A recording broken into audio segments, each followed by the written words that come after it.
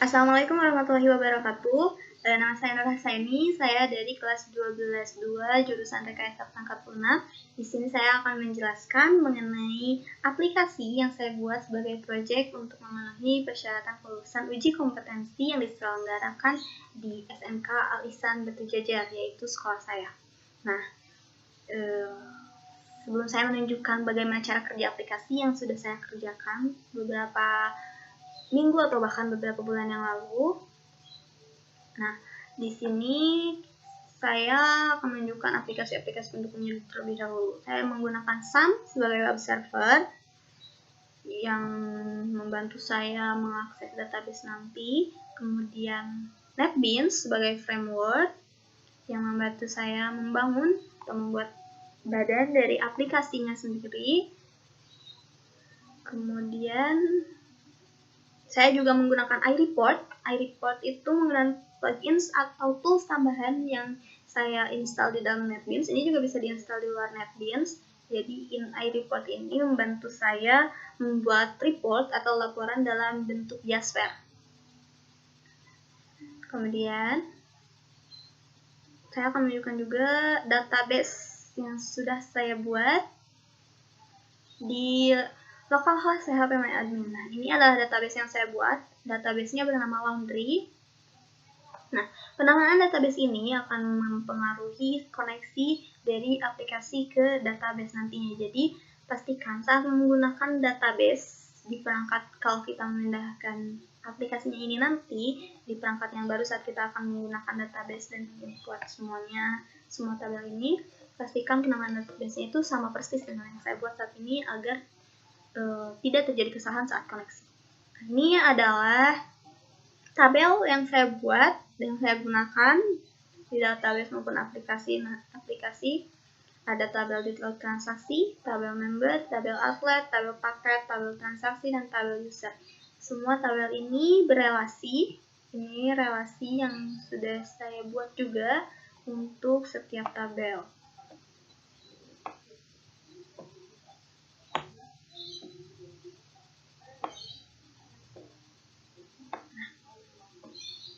Ini adalah relasi dari setiap tabelnya ya.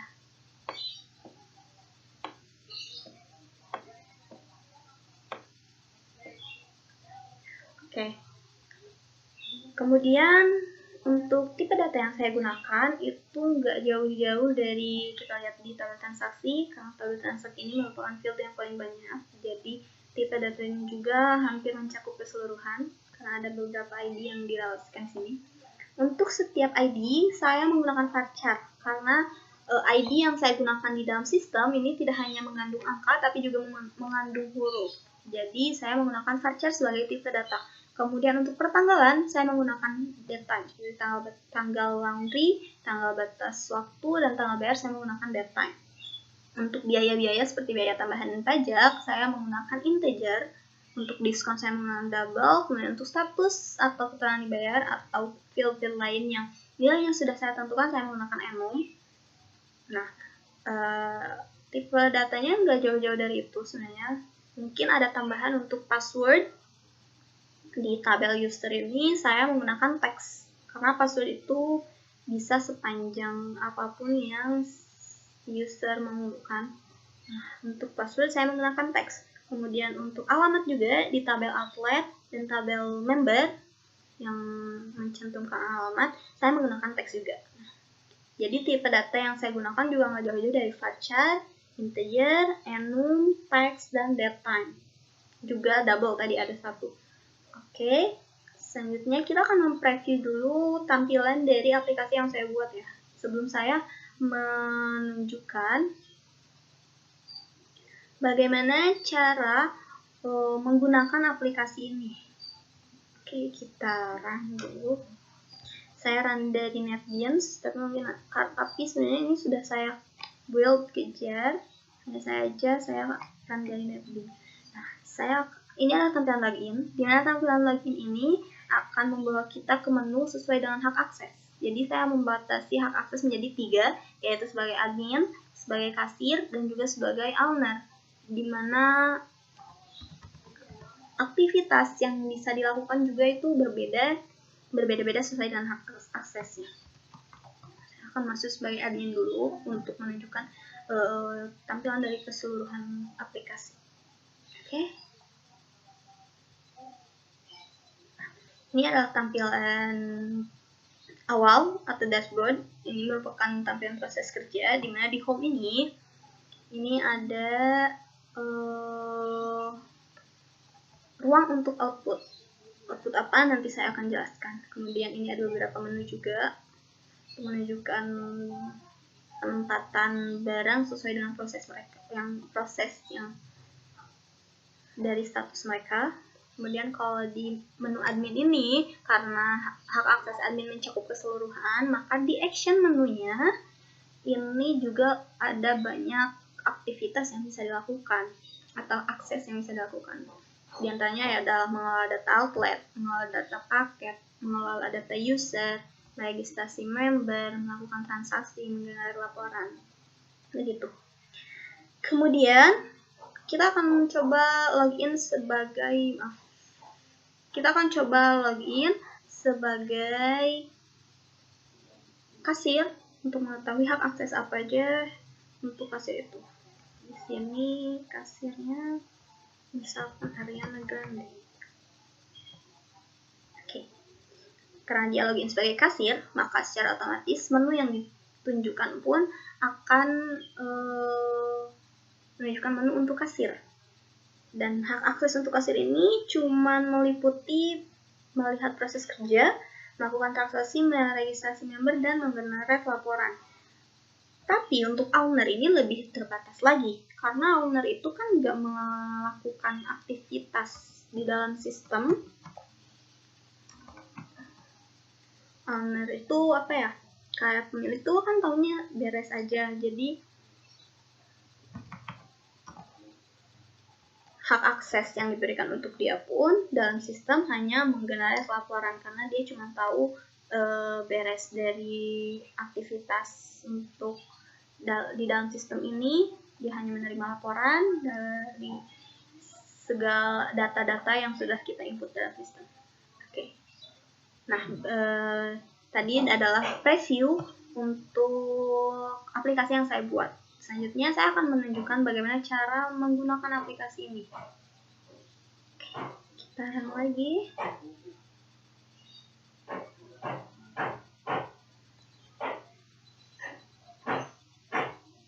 Pertama saya akan login sebagai admin terlebih dahulu, tapi nanti saya akan mencoba login dengan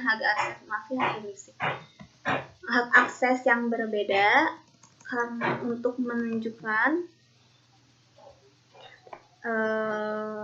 bedanya hak akses dari setiap user. Nah, untuk di admin ini nanti akan saya tunjukkan bagaimana menggunakan menu proses kerja, kemudian kalau data outlet, kalau data paket, dan kelola data user. Sementara untuk meregistrasi member dan melakukan transaksi, nanti saya akan melakukannya di menu kasir. Untuk generate laporan, saya akan melakukannya di menu owner. Nah, untuk di proses kerja ini, seperti yang sudah saya jelaskan sebelumnya, di ruang berwarna biru ini akan menunjukkan di mana si barang berada. Kayak misalkan ini kan udah ada ya, sebenarnya kita bisa lihat langsung di menu baru, barang itu ada di menu baru, di menu selesai, di menu proses, atau di menu diambil. Tapi kalau datanya terlalu banyak, gak mungkin kan kita periksa satu-satu si barang ini. Jadi di sini saya menyediakan fungsi untuk bisa menunjukkan langsung di mana barang itu ketika kita memasukkan ID transaksi. Nah, kalau saya masukkan ID transaksi ELP0001, di manakah barang itu berada? Nah, barang ini berstatus diambil, berarti dia ada di menu diambil. Nih, ELP0001. Nah, kalau misalkan kita klik lagi ELP0003. Nah, barang berstatus baru, karena tadi seperti yang kita lihat, dia ada di menu baru. Oke, untuk apa? Nah, kenapa harus ada proses kerja ini? Jadi proses kerja ini akan membawa kita ke pengembalian barang nantinya. Jadi, si barang kan melalui beberapa proses. Pertama dari proses baru, di mana dia baru diterima ke laundry. Nah, begitu dia diproses, maka barang ini datanya akan hilang dari menu baru. Karena dia udah nggak baru lagi, dia ada di menu proses. Kemudian ketika kita ubah lagi, jadi barangnya sudah selesai di prosesnya, kita simpan. Dia akan hilang juga dari menu proses dan pindah ke menu selesai. Kemudian barangnya mau diambil nih, jadi dia nggak akan ada di menu selesai lagi karena dia sudah diambil. Nah, di menu ambil ini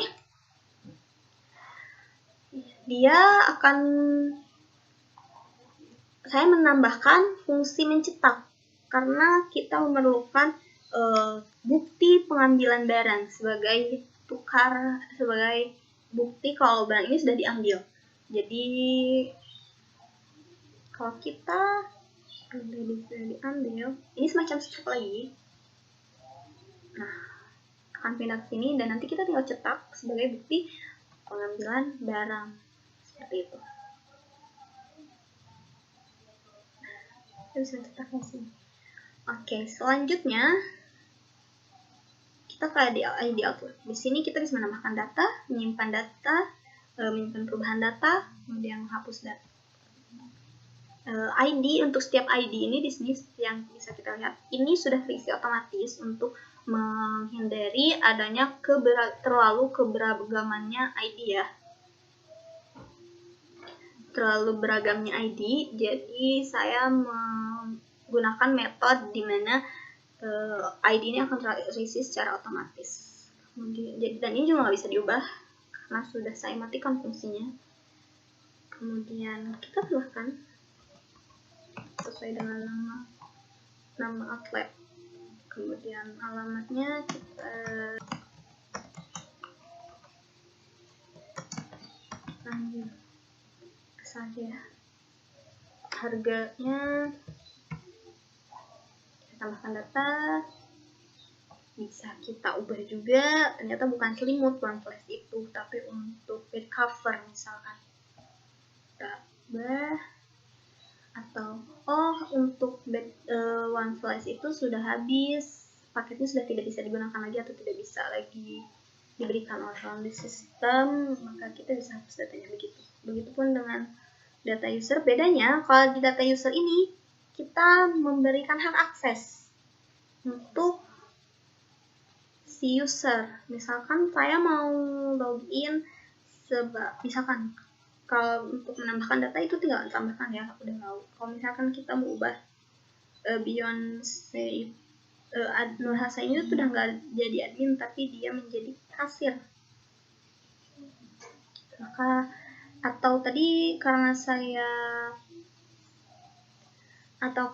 tadi login sebagai Ruhan, nah ini saya masuk ke admin kan. Tapi kalau misalkan saya ubah hak aksesnya menjadi kasir, kita akan lihat nanti.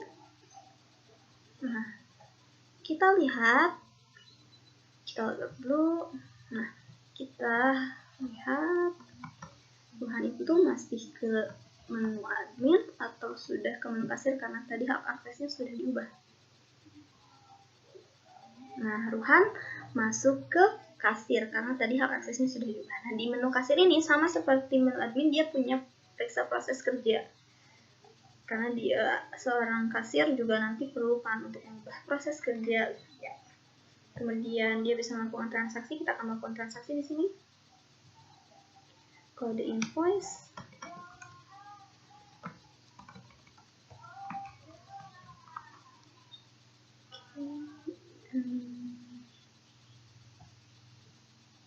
Nah, untuk harga ini akan muncul secara otomatis dan ini tidak bisa diubah karena sudah saya matikan fungsinya. Ini akan muncul secara otomatis berdasarkan harga dari paket yang sudah kita input sebelumnya. Kemudian untuk tanggal, batas waktu misalkan 2 hari ke depan. Nah, untuk metode ini juga mempengaruhi biaya tambahan nantinya. Kalau misalkan si member atau pelanggan itu mau diambil aja sendiri, maka dia tidak akan memberikan biaya tambahan karena dia tidak menggunakan jasa tambahan. Tapi kalau misalkan dia ternyata mau diantar, maka dia harus membayar biaya tambahan sebesar 5.000. Nah, quantity ini akan mempengaruhi diskon. Jadi kalau misalkan kuantitinya itu ini kan harga per kilo ya. Jadi nanti kalau misalkan diskon itu akan diberikan, saya atur diskon itu akan diberikan kalau misalkan barang pembayarannya lebih harganya lebih dari 20.000 berdasarkan dikalikan dengan quantity. Tapi kalau misalnya dia kurang dari 20.000 maka diskonnya akan menjadi 0. Beda kalau misalnya dia lebih dari 20.000 diskonnya akan menjadi 10%. Nah, diskon ini berdasarkan harga juga. Kalau misalkan si harganya itu ternyata lebih dari 50.000, maka diskonnya akan jadi 30%. Di atas 100.000 dia menjadi 50% diskonnya, seperti itu. Kalau pajak ini sesuai ketentuan ya. Tapi saya nggak begitu tahu pajak itu sebenarnya berapa. Karena ini baru kita input, berarti berarti statusnya itu baru ya dan dibayar hari ini. Nah, tadi saya login dengan ID user LLU001. Jadi kita masukkan ID usernya itu sesuai dengan yang saat kita masuk. Kita hitung berapa total bayar yang harus diberikan oleh pelanggan, yaitu 138.700. Misalkan dia membayar 200.000 nominalnya, berarti kembaliannya harus diberikan 61.300. Benar ya? Nah, kita klik di sini transaksi, maka data akan pindah ke struk. Jadi di sebelah sini adalah struk untuk transaksi dan secara otomatis menu entry detail transaksi akan muncul agar kita bisa mengentry detail transaksi sesuai dengan data transaksi. Nah, ini di sini adalah struk yang nanti kita cetak sebagai bukti pembayaran. Kemudian di sini kita akan masukkan ID detail transaksi sesuai dengan data transaksi yang kita input sebelumnya. Ini bisa kita cocokkan di sini. ID paket, quantity juga harus sama, metodenya. Nah, seperti ini. Kalau kita entry, secara otomatis dia akan pindah datanya ke tabel data, dan ketika kita klik OK, menunya akan hilang secara otomatis karena tugasnya sudah selesai. Ini kok cuman mindahin ke struk aja ya, cara kita lihat datanya gimana? Jangan khawatir karena saya sudah menambahkan di sini button untuk melihat data transaksi yang terjadi. Nah, ini ya. Oke, selanjutnya kita exit aja. Selanjutnya kita akan registrasi member. Untuk meregistrasi member ini hampir sama sebenarnya caranya dengan transaksi. Saya registrasi member. Begitu kita klik registrasi, maka data yang kita input akan secara otomatis pindah ke ruang di sebelahnya. Dan ini merupakan ruang member card, di mana member card ini bisa kita cetak sebagai bukti keanggotaan dari member yang kita registrasikan. Oke, saya bersihkan. Di sini juga kita bisa melihat data sama seperti transaksi tadi. Nah, ini datanya. Kim Sairon sudah ditambahkan. Oke. Exit.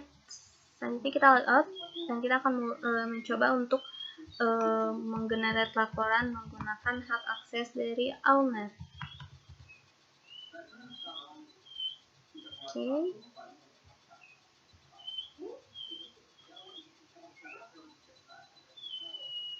Saya akan mencoba menggenerate laporan data transaksi. Nah, seperti yang sudah saya katakan tadi, bahwa saya menggunakan iReport untuk membantu saya membuat laporan. Jadi, laporan yang muncul pun akan berbentuk Jasper, yaitu ditampilkan dengan Jasper Viewer. Tapi ini agak loading.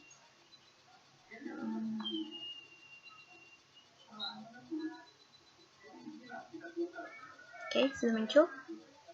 Nah, ini karena di transaksi itu saya bagi dua tabelnya agar tidak terlalu sesak melihatnya. Jadi ini saya bagi dua jadi data transaksi awal dan data transaksi lanjutan. Nah, ini tampilan dari laporan, dan karena di sini sudah ada menu print, jadi kita tidak perlu lagi menambahkan button print di menu laporan, generate laporan. Oke, dan kalau misalkan penjelasan saya masih membingungkan, jangan khawatir karena saya sudah menyediakan buku panduan di dalam aplikasi, yaitu tinggal klik icon lampu di bawah untuk bisa mengakses buku panduan yang saya buat. Dan buku panduan ini akan ditampilkan sesuai dengan hak akses, di mana kita mengklik icon lampu tersebut. Karena tadi saya mengkliknya di menu owner, maka buku panduan yang ditampilkan pun hanya sebatas petunjuk menggenerate laporan, karena hak aksesnya hanya menggenerate laporan. Oke. Selain itu,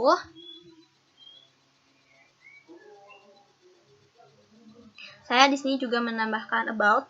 About ini mencakup informasi mengenai saya sebagai pengembang, ada kontak saya juga, dan di sini juga ada lisensi yang saya buat sebagai lisensi aplikasi atau EULA. EULA itu User and User License Agreement. Oke, mungkin cukup sekian penjelasan dari saya. Mohon maaf apabila ada banyak kesalahan dan cukup membingungkan.